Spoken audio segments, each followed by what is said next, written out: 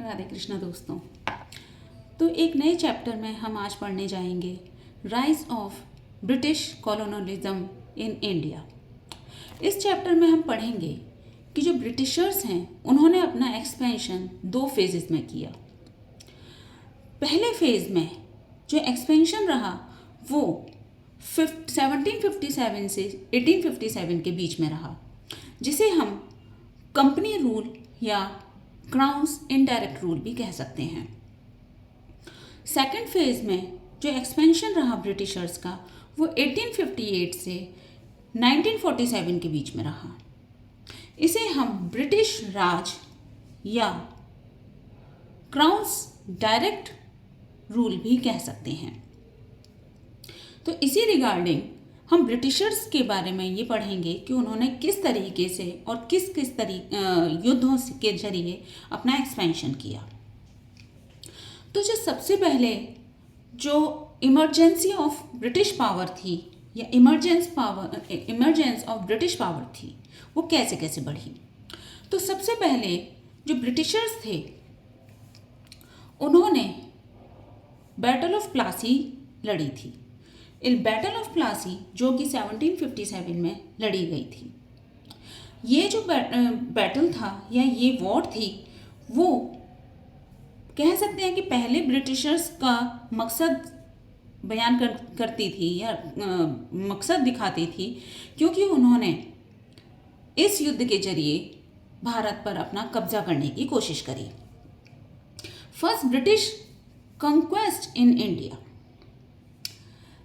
इस युद्ध के जरिए जो ब्रिटिशर रॉबर्ट क्लाइव थे उन्होंने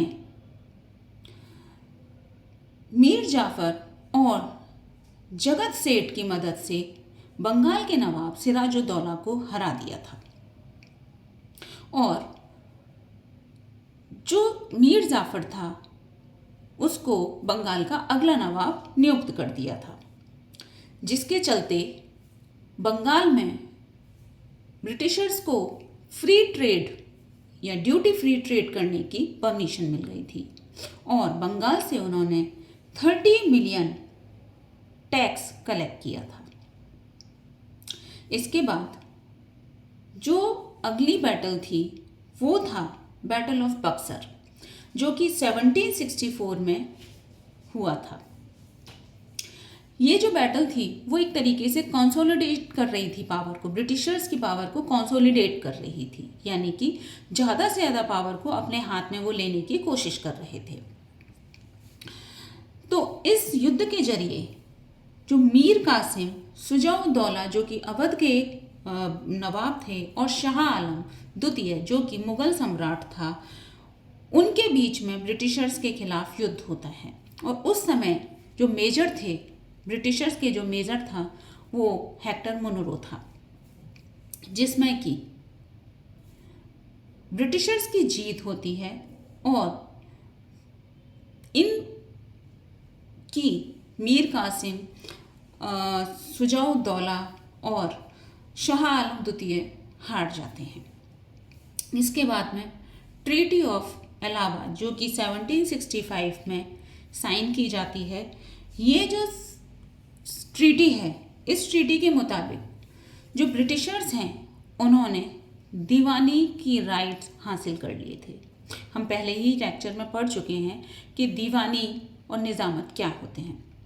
निज़ामत जिसमें कि एडमिनिस्ट्रेटिव डिपार्टमेंट होता है और दीवानी जिसमें कि फिजिकल डिपार्टमेंट होता है, कंट्रोल करने की पावर। तो जो ब्रिटिशर्स थे ट्रीटी ऑफ इलाहाबाद के जरिए उन्होंने राइट्स ऑफ दीवानी हासिल कर ली थी और इसके जरिए वो ज़्यादा से ज़्यादा रेवेन्यू कलेक्ट कर सकते थे।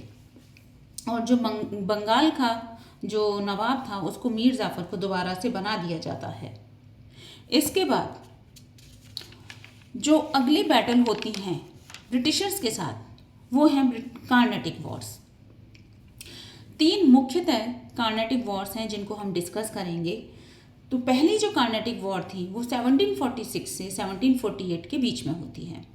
ये ब्रिटिशर्स और फ्रांस की एक तरीके से राइवलरी को शो करती है और इसके बीच में जो रिज़ल्ट निकलता है वो ये निकलता है कि जो ट्रीटी है एग्जिला-चैपल, वो एक साइन होती है 1748 में, जिसमें कि ब्रिटिशर्स के हाथ में मद्रास आ जाता है।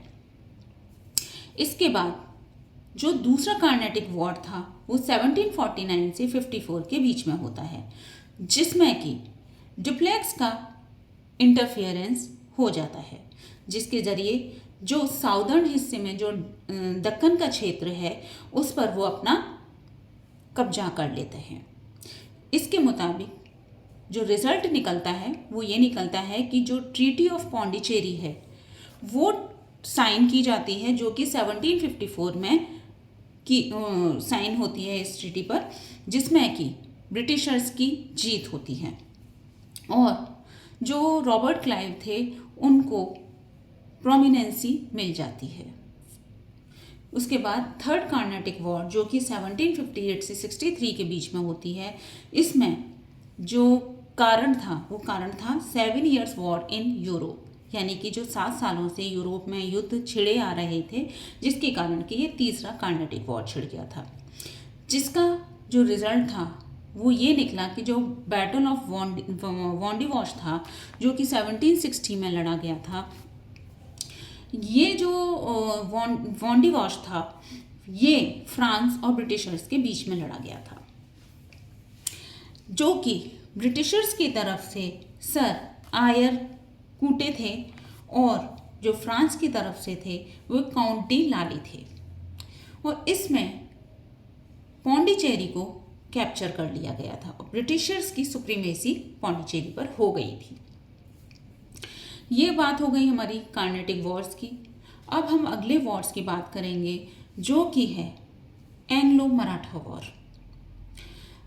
एंग्लो मराठा वॉर भी 3 ब्रिटिशर्स के साथ हुए थे। 3 युद्ध मुख्यतः हम डिस्कस करेंगे जो कि एंग्लो मराठा वॉर्स के रूप में आते हैं।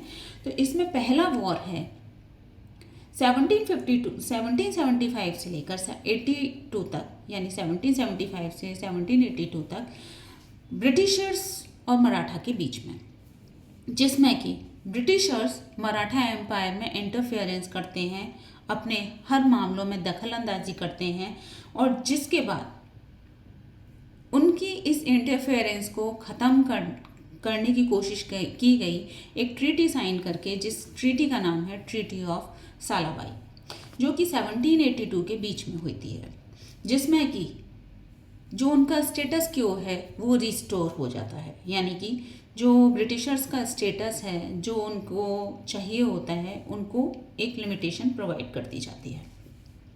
उसके बाद में जो सेकंड एंग्लो मराठा वॉर थी वो 1803 से 1805 के बीच में थी।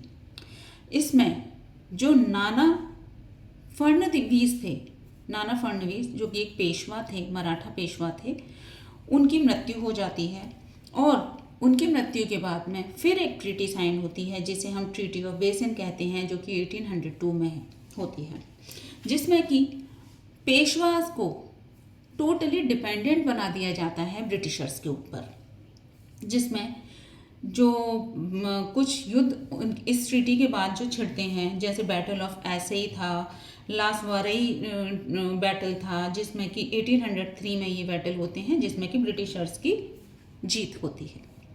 इसके बाद जो थर्ड एंग्लो मराठा वॉर थी वो 1817 से 1818 के बीच में होती है, जिसमें कि पेशवा बाजीराव सेकंड हार जाते हैं और मराठा पावर का अंत हो जाता है।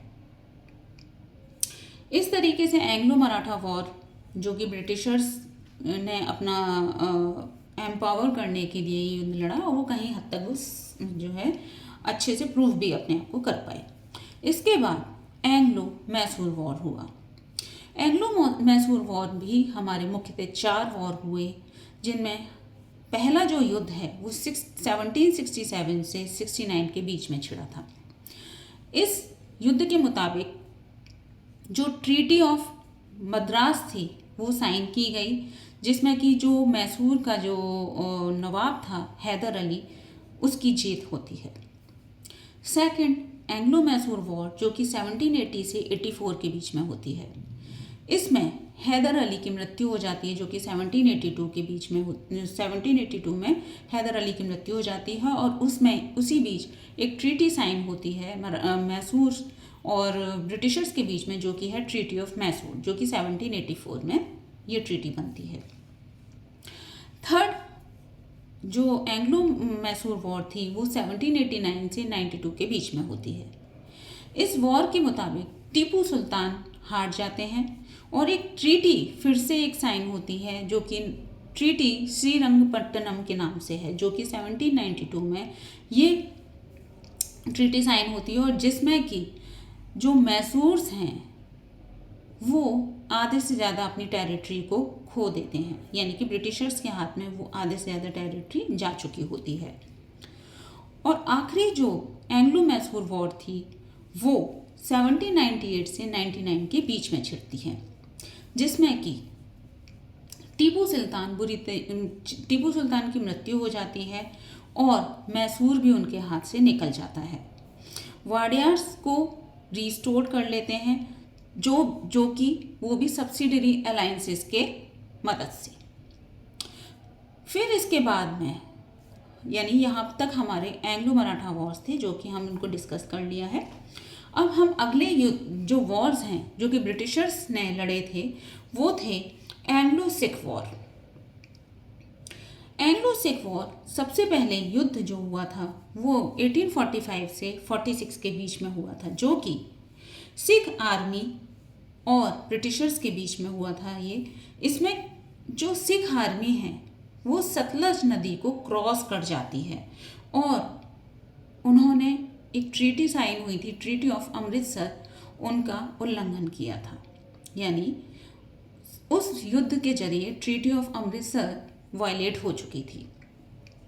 उसके कारण फिर एक और ट्रीटी साइन होती है, जो कि है ट्रीटी ऑफ लाहौर भीड़वार, जो कि 1846 में होती है। और जो रेजिडेंट्स हैं ब्रिटिशर्स के वो लाहौर में फैल जाते हैं जलंधर तक, और बहुत जो उनके पास जो कोहिनूर हीरा था जो कि जलंधर दाऊद के पास था, उसको वो ले लेते हैं। नेक्स्ट जो सिख एंग्लो वॉर था वो था 1848 से 49 के बीच में, जिसमें मुल्तान, जो कि पाकिस्तान में पड़ता है इस समय, मुल्तान रिवॉल्ट हो जाता है, मुल्तान की क्रांति शुरू हो जाती है। और जो इंटरनल मिसमैनेजमेंट है, यानी कि आंतरिक कलह शुरू हो जाती है, जिसमें कि ब्रिटिशर्स की विक्ट्री होती है और पंजाब 1849 में उनके हाथ में आ जाता है। और जो पंजाब के सरदार थे, राजा थे दलीप सिंह, उनको एग्जाइल किया जाता है, उनको वहाँ से हटा दिया जाता है। उसके बाद में और भी सब्सिडरी अलायंसेस थे, जो कि लॉर्ड वेलेस्ली 1798 के तहत लाते हैं। यानी कि जो ब्रिटिशर थे लॉर्ड वेलेस्ली 1798 में और भी अपने सब्सिडरी अलायंसेस को इंट्रोड्यूस करते हैं, लेकर आते हैं। इस सब्सिडरी अलायंसेस के मुताबिक जो इंडियन स्टेट्स हैं वो सारे इंडियन स्टेट्स अब ब्रिटिश प्रोटेक्शन में आ जाएंगे, यानी कि उन सब पर ब्रिटिशर्स का कब्जा हो जाएगा। प्रोटेक्शन के नाम पर वो एक तरीके से उनको एक्वायर्ड ही कर रहे थे। इसके अलावा उन्होंने ये पॉलिसी बनाई कि कोई भी अब फॉरेन अलायंस नहीं होगा सिवाय ब्रिटिशर्स, या केवल जो यूरोपियन कंट्री होंगे उनमें से सिर्फ ब्रिटिशर्स के साथ ही उनका जो है अलायंस है वो होगा, वो किसी और बाहरी विदेशी का सहयोग नहीं ले सकते। इसके बाद जो ब्रिटिश सेना है, ब्रिटिश ट्रूप्स हैं, वो भारत में आएंगी, प्रोटेक्शन के नाम पर आ रही हैं, लेकिन उनका जो खर्चा है वो वहाँ के रूलर्स उठाएंगे। यानी कि जिस जगह पर जिसके शासन में ब्रिटिशर्स अपनी सेना को रखेंगे, वहाँ का शासक ही उनका खर्चा उठाएगा। इसके अलावा पहले नेटिव यानी कि पहले लोकल जो रूलर थे, जो कि निज़ाम ऑफ हैदराबाद थे, उनको अपॉइंट किया गया। और पहले जो भारतीय रूलर थे, पहले जो भारतीय शासक बने, वो नवाब ऑफ अवध बने। इसके बाद वो लेकर आते हैं डॉक्ट्राइन ऑफ पैरामाउंटेसी, जो कि 1813 में ये डॉक्ट्राइन लेकर आते हैं। और ये डॉक्ट्राइन यानी कि ये जो नीति है, पॉलिसी है, वो लॉर्ड हेस्टिंग्स के द्वारा लेकर आई गई थी, जिसमें कि कहा गया था कि जितने भी भारतीय राज्य हैं वो अब ब्रिटिशर्स की गार्जियनशिप में रहेंगे। यानी कि अब वहाँ के जो लोकल रूलर हैं, यानी कि जितने भी भारतीय राज्य हैं उनके जो लोकल रूलर हैं, शासक हैं, नवाब हैं, अब वो अपनी पकड़ या अपना जो शासन है वो धीरे धीरे खोते जा रहे थे। कहने का मतलब है ब्रिटिशर्स की गार्जियनशिप में ही सारे ही शासक काम करेंगे। जितने भी राजा हैं उनकी ही परमिशन से वो कुछ आगे काम अपने शासन में करेंगे। इसके बाद जो नेक्स्ट डॉक्ट्राइन आता है वो है डॉक्ट्राइन ऑफ लैप्स या मिस गवर्नमेंट। इस डॉक्ट्राइन को या इस पॉलिसी को लॉर्ड डलहौजी लेकर आते हैं, जो कि 1848 में ये नीति आती है। और उनका जो लॉर्ड डलहौजी है उनको हम जेम्स एंड्रयू रैमसे के नाम से भी जानते हैं।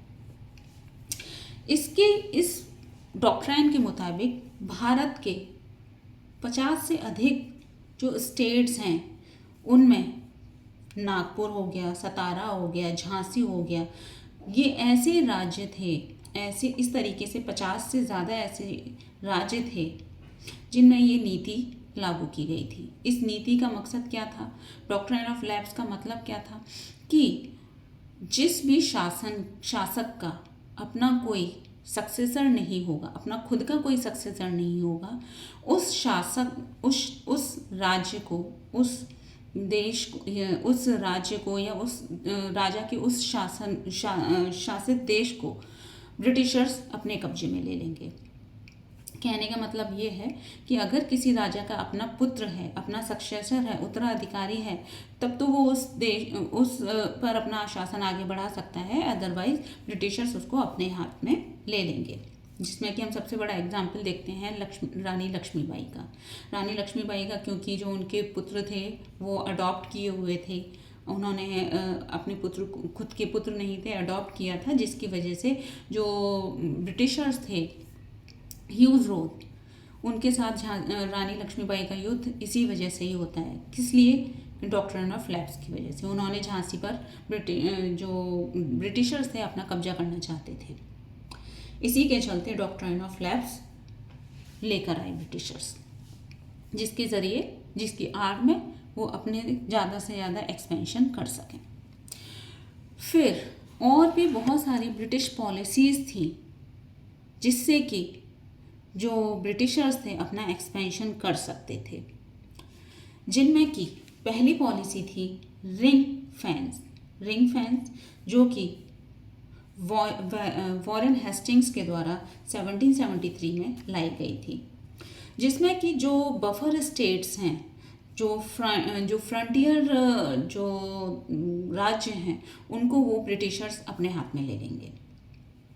उनको बचाने के बफर स्टेट्स मतलब जो युद्ध होने वाले क्षेत्र, सेंसिटिव एरियाज, उनको ब्रिटिशर्स अपने हाथ में ले लेंगे। फिर है सब्सिडरी अलाइंसेस अभी हमने पहले ही अपना डिस्कस किया हुआ है, जो कि लॉर्ड वेलेस्ली के द्वारा 1798 में लाया गया था, जिसमें कि ब्रिटिशर्स अपनी सेनाओं के राजा के खर्चों पर रखेंगे। पैरामाउंट भी हम पढ़ चुके हैं। पैरामाउंट लॉर्ड हेस्टिंग्स के द्वारा 1813 में इंट्रोड्यूस की गई थी, जिसमें कि इंडियन स्टेट जो है ब्रिटिशर्स के गार्जियनशिप में रहेंगे। और डॉक्ट्राइन ऑफ लैप्स जो कि लॉर्ड डलहौजी के द्वारा इंट्रोड्यूस की गई थी, जो कि 1848 में थी, जिसमें कि annexation of states without natural heir, यानी कि अगर खुद की कोई औलाद नहीं है तो उसको ब्रिटिशर्स उस देश को, उस राज्य को एनेक्स कर लेंगे, कब्जा कर लेंगे। तो इस तरीके से ये चैप्टर हमारा यहीं पे फिनिश होता है, यहीं पे ख़त्म होता है, समाप्त होता है। और यहाँ से इतने में हमने पढ़ लिया कि जो एक्सपेंशन है ब्रिटिशर्स का, उन्होंने किस किस तरीके से किया है। धन्यवाद।